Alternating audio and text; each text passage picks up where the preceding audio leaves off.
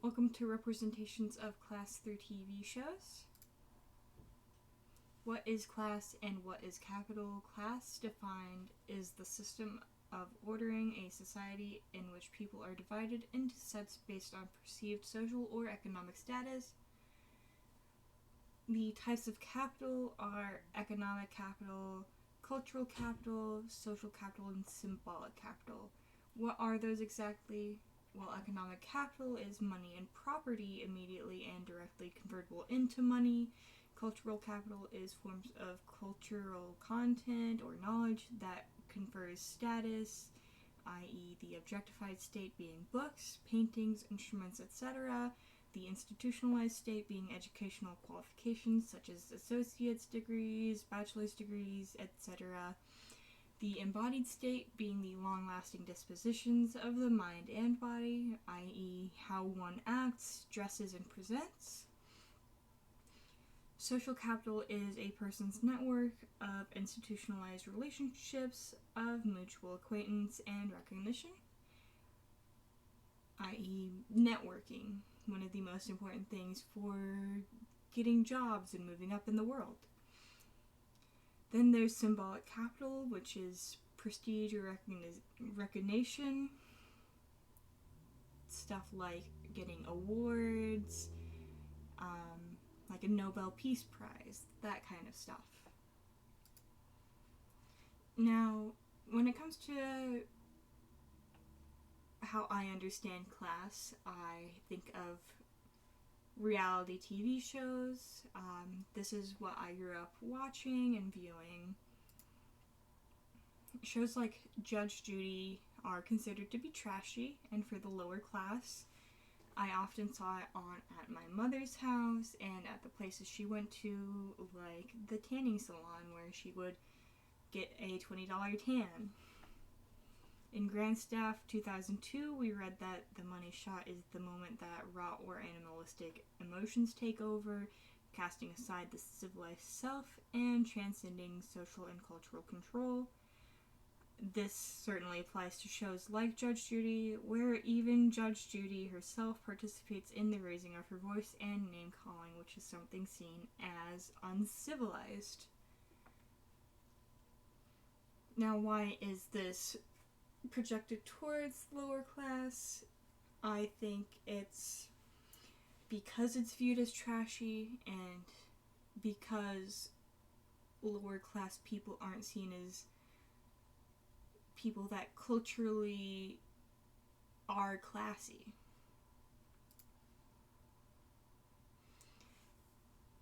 Now, HGTV is something I didn't watch at home. It had house flipper shows like Property Brothers. I actually went and found an article stating how much it costs to hire the Property Brothers, which was stated at least $90,000 set aside for your renovation and design budget to be considered for the show, and that you also have to buy a new home. I often saw this on at my aunt's house.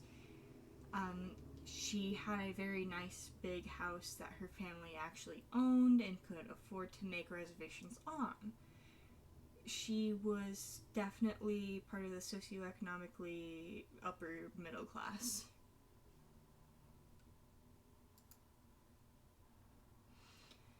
Now, when it comes to The Bachelor, I often saw this on at my grandmother's house, where she'd be up either early or somewhat late. The tears, the drama, the catty personalities and fights.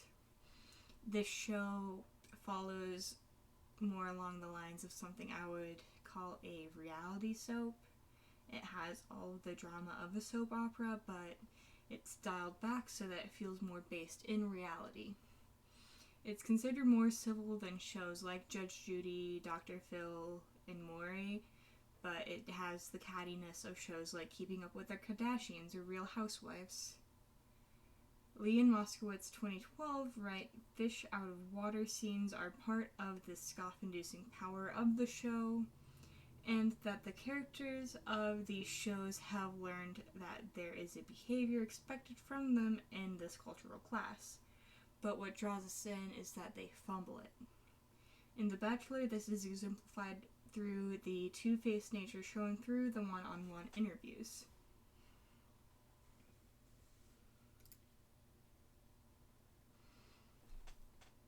Now, for non-reality TV shows, the drama, comedy TV shows, those are the ones I actually relate to a lot more. Let's view this clip from the most recent season of Shameless. Talking about gentrification, my friends. Genital what? I'm talking about the beginning of the end. I have seen this before on Fulton Street in 64, on Kirby Street in 68. Realtors started buying up property at better than market value, and within a few months, the whole neighborhood was overrun with the gentry, and we were forced out. Today, the urban gentry is moneyed lesbians. They knock on your door, they offer you twice what your home is worth, and they do it because they know something you don't. He like this at home? Oh, you think I'd let him live in my home? Laugh. You won't be laughing in a year when you won't be able to afford to live here. They move in, they take over. They kick the homeless out of the park as if they don't have a God-given right to sleep there. We are dinosaurs, my friend. And a big fat comet is headed for our sweet slice of Earth.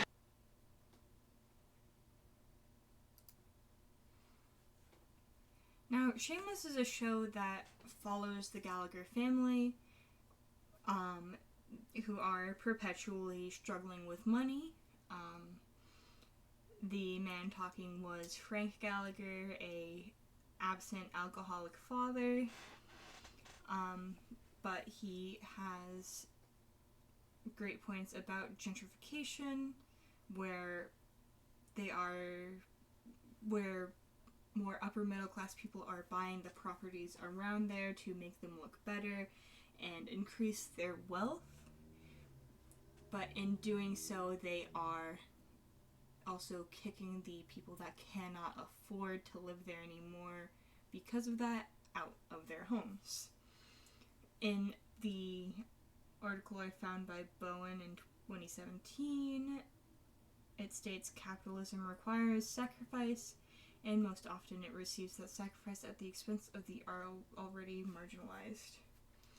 It's how classism works to keep poor people poor. This means that Fiona, the daughter of Frank Gallagher, must turn her back on other poor people in order to make it. She spent years admonishing the gentrifiers in her neighborhood.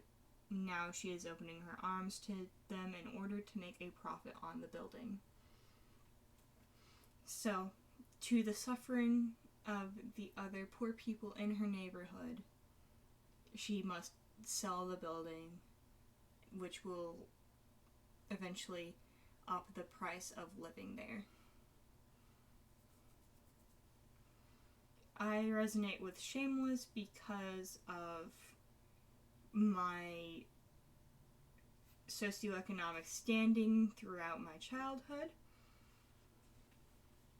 and my mother not making ends meet most of the time. Moving on, we have Everybody Hates Chris, a classic show from the early 2000s with Julius, who is the cheapskate father. Drew got a deal on his math test. Look, we're just gonna have to get him a tutor. Y'all just gonna have to work harder. We can barely afford kids. We can't afford stupid kids. Worth up to $150. What's worth $150? I think I left the permit too long. That's $10 worth of perm. You take coupons? Can I have my 3 cents change? You take coupons? You want to buy a leather coat? You need to get a leather coat job. I want to get a set of TV Magic cards. You gonna make some money with this magic? How much is it gonna cost? $10. How much is it gonna cost? It's free. Oh, all right, go ahead.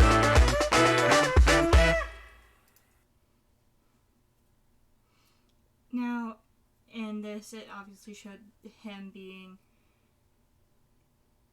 cheap, concerning himself with money, talking about couponing.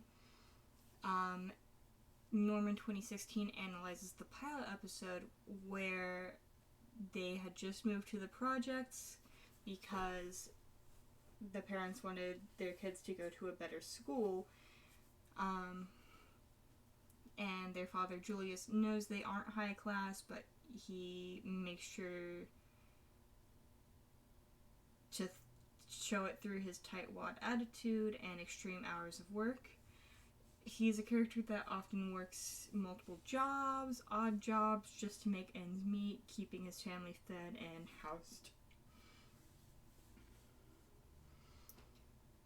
I like this show because it, again, exemplifies the struggle of the lower and lower middle class people.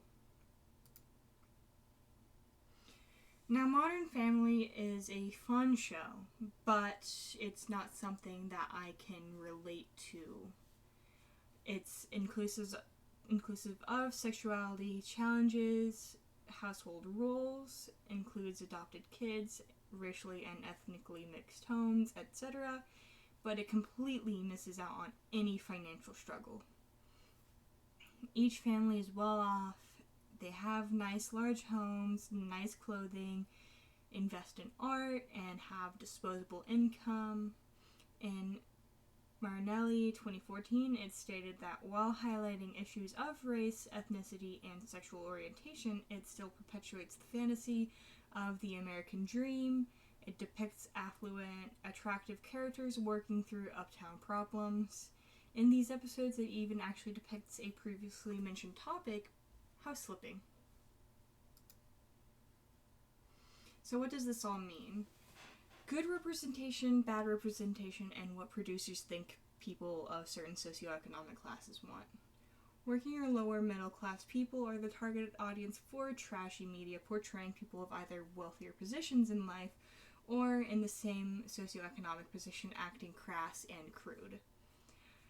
Upper middle class people are the target audience for channels like HGTV, where they have shows showing off expensive houses, renovations, dream homes, prompting them to want to spend money, like hiring the Property Brothers. As for good representations, shows like Everybody Hates Chris and Shameless exemplify the struggles of the working class and lower socioeconomic class people who scrape by to make ends meet, have multiple income homes to do this, and even face issues such as eviction.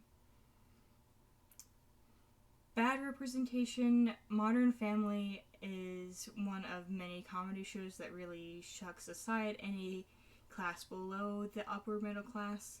No character struggles with money. While it is more inclusive in sexuality, race, and ethnicity, it does leave out the lower class.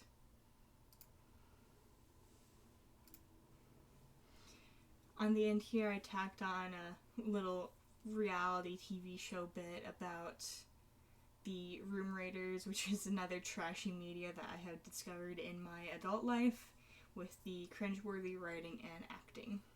But I could not get the YouTube links to work on Canva, so I just left them in here for you to enjoy.